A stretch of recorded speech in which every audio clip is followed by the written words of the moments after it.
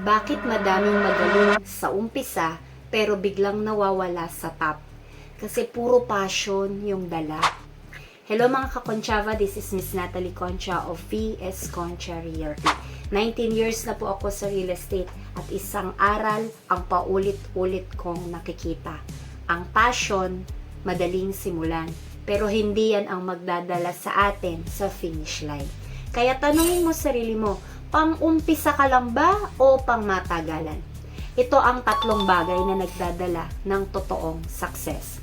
Una, passion gives you energy. Ito yung spark, yung excitement. Pero tandaan, lahat ng spark nauubos kapag walang follow-through. Pangalawa, discipline gets you there. Ito yung gasoline, ito yung gumigising sa'yo kahit pagod ka. Ito yung nagpapatuloy kahit walang applause, at ito ang nagtatapos ng sinimulan mo.